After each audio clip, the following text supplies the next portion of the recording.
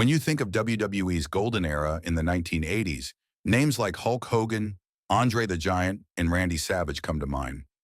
But there's another name that deserves a spot in that conversation: Hillbilly Jim.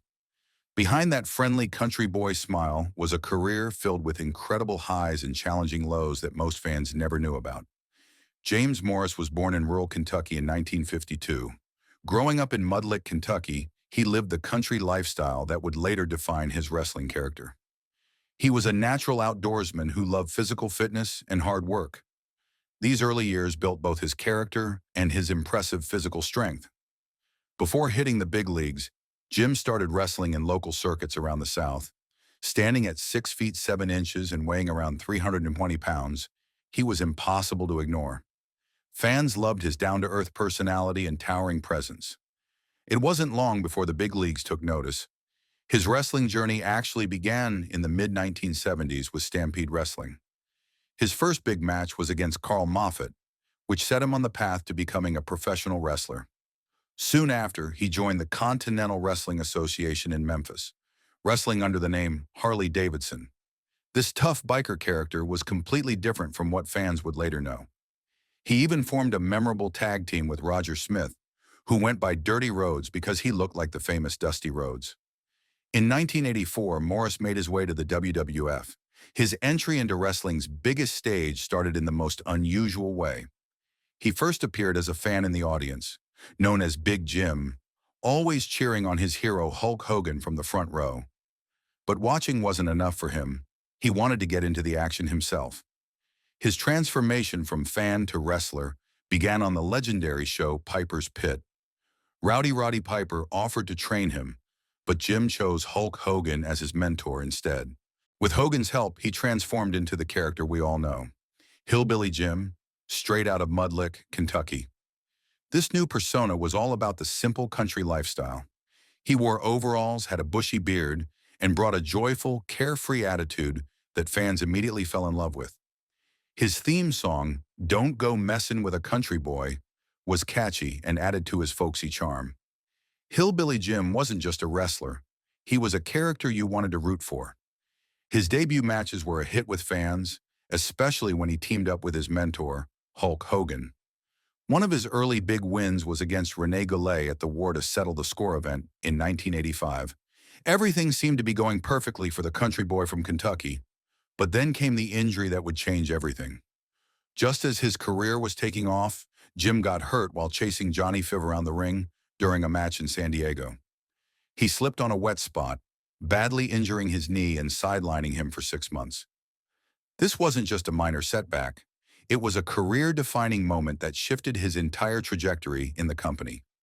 During his recovery, the WWF introduced a group of family members for him, including Uncle Elmer, Cousin Luke, and Cousin Junior.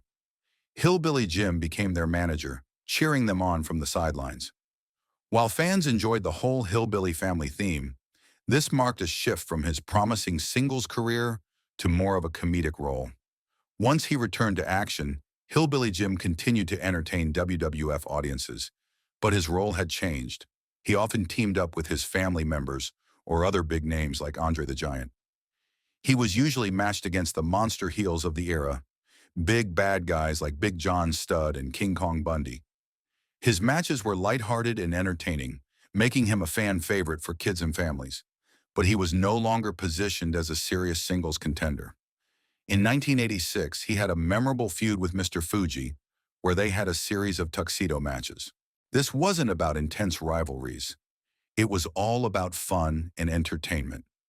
Hillbilly Jim played his part perfectly, but these matches highlighted how his character had evolved into more of a comedy act. His WrestleMania appearances showed both his popularity and his role in the company. He made his WrestleMania debut at WrestleMania 2 in the Open Invitational Battle Royal. At WrestleMania III, he faced off with King Kong Bundy in a match involving midget wrestlers. It was one of the more unique matches of the event, mixing humor and excitement. But it also showed how WWE viewed his character. At the 1988 Survivor Series, he teamed up with Hulk Hogan, Randy Savage, Hercules, and Koko B. Ware against a powerhouse team. Hillbilly Jim was eliminated by Akeem, but being on a team with such major stars showed he was still valued by the company, even if not as a main event singles wrestler. By the late 1980s, his in-ring career was slowing down. One of his last high-profile matches was against Earthquake, a tough competitor who dominated Jim in a quick 2-minute match. His final WWF match came on August 30, 1990, where he defeated Black Bart in Cedar Rapids, Iowa. But Jim's relationship with WWE didn't end there. He came back in 1992 to co-host Primetime Wrestling alongside Vince McMahon, Jim Duggan, and Bobby Heenan until the show ended in 1993. This showed the company still valued his personality and connection with fans.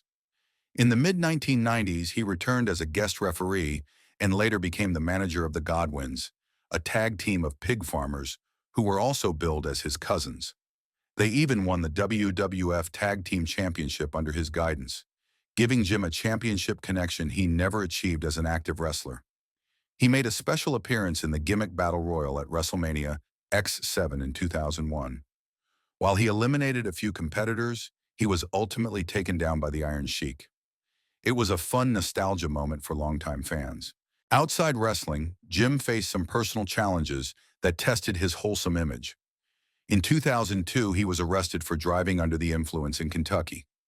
Reports said his blood alcohol level was twice the legal limit. This wasn't just a minor mishap.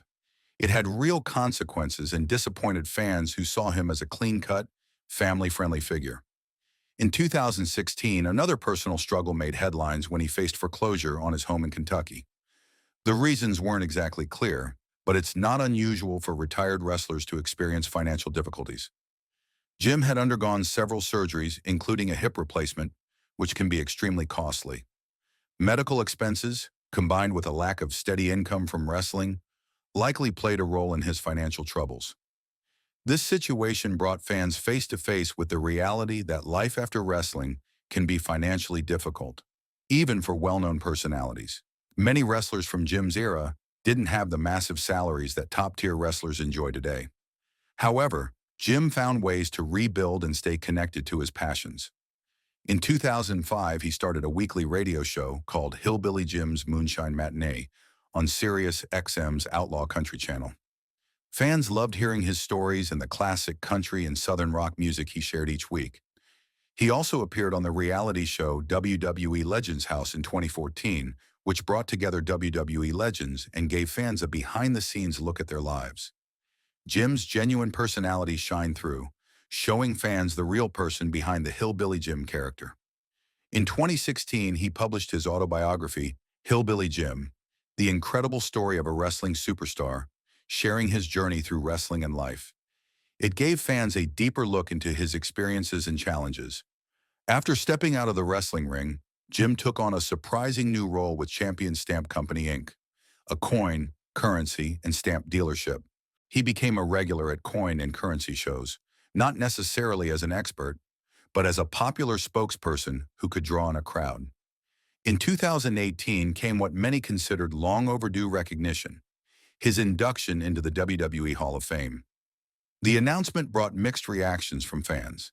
Many cheered, saying it was long overdue, while others questioned whether he truly earned a Hall of Fame spot compared to some of the heavy hitters who main evented big pay-per-views or dominated the championship scene. His supporters argued that Hillbilly Jim was an unforgettable part of WWE's 1980s roster, even without major titles. He connected with fans in a unique way. His country boy persona made him stand out. He was often seen as one of WWE's good guys, staying mostly out of trouble and representing the company with that big smile. Critics pointed out that his wrestling career was relatively short compared to some of his peers, and his role was often as a lovable side character rather than a main eventer. Some felt this didn't quite measure up to the honor of a Hall of Fame spot. There was also ongoing discussion about his character itself. While the gimmick made him a fan favorite, some people felt that his hillbilly persona leaned too much on stereotypes about rural life. For his fans, though, Hillbilly Jim was never about stereotypes. It was about having fun, and Jim himself seemed to embrace the role with genuine enthusiasm. Today, Jim continues to host his Sirius XM radio show, sharing stories from his days on the road with the WWF and spinning classic country tunes. He makes occasional appearances at WWE events and conventions, where he's warmly welcomed by longtime fans. Looking back at Hillbilly Jim's career, it's a story of both triumph and what-if moments. He achieved something many wrestlers never do. He became a beloved character that fans still remember fondly decades later. He overcame personal challenges, found new career paths, and earned his place in the WWE Hall of Fame. But it's also a story of how one injury can change everything, how wrestling careers can shift from promising singles runs to comedy acts, and how the business side of wrestling doesn't always align with fan favorites. Jim's journey shows both the magic and the harsh realities of professional wrestling. Whether you see his career as a success story of a country boy who made it to the big leagues, or as a tale of unrealized potential cut short by injury and circumstance, one thing is clear: Hillbilly Jim left an impact on wrestling that's still felt today. His story reminds us that sometimes the most memorable wrestlers aren't always the champions, but the ones who make us smile and believe in the magic of sports entertainment.